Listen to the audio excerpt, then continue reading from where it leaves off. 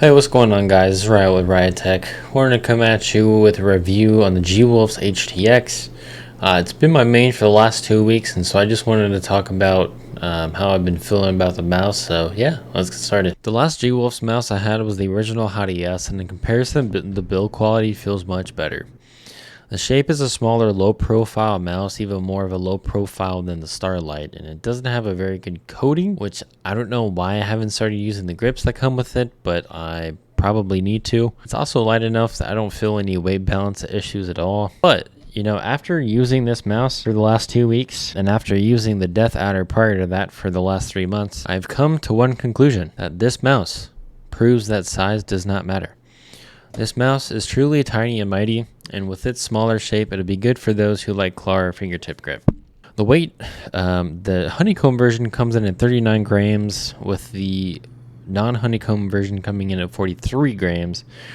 Personally, I wanted to get the white non-honeycomb, but they weren't going to have it for a few months, and I wanted to get a copy as quickly as possible so that I could do a review. So if anyone wants to buy the non-honeycomb and trade me, let me know in the comments, and I will pay to trade you. The mouse comes with a 3395 up to 26,000 DPI, running a consistent 4K polling rate.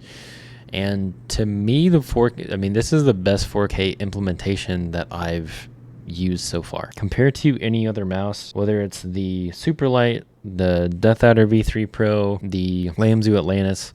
I have had my best performance using this mouse. I will say that the clicks are using zippy switches, which feel like the switches on the Superlight, with a lot more post and pre-travel, and just don't feel as responsive and harder to spam. I feel like the G-Wolf should copy what they did with the side buttons to the mouse clicks, because the side buttons are the complete opposite. So the side buttons have almost no pre or post travel at all. They feel really tight, they feel really responsive, and I mean, I wish that they would move the side buttons up just a tiny bit like I asked for on the Lamzu, but you know, it is what it is. It's not a huge deal breaker. The battery life. I will say that the battery life on this is dog meat. I'm constantly having to charge it for what feels like every single session I play. So I play for a night, I charge, and then I rinse and repeat.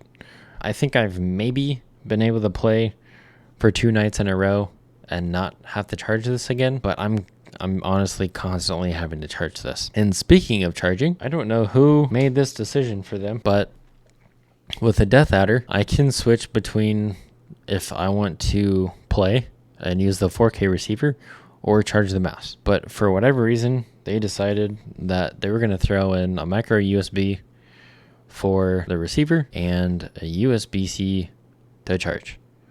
I have no idea why they did that.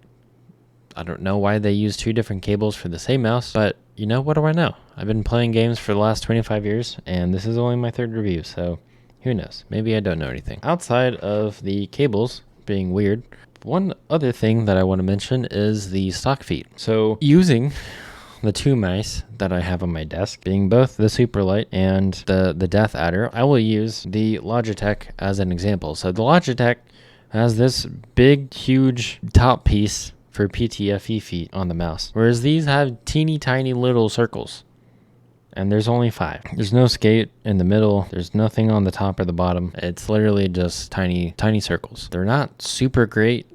I don't know why, but like moving to the left, I don't have any problem. Moving to the right, feel really scratchy. I don't know why it's only to the right. To the left, it feels great. To the right, it feels trash.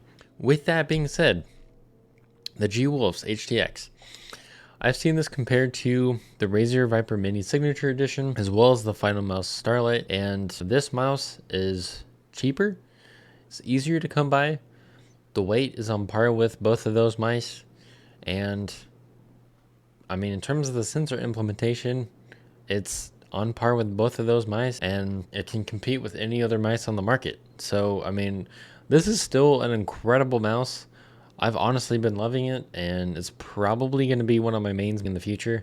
If you have any questions, always throw a comment in the section below. If you have any questions, you can also come to Discord and reach out to me directly. Outside of that, you know, like, subscribe, and I will catch you in the next one. Peace.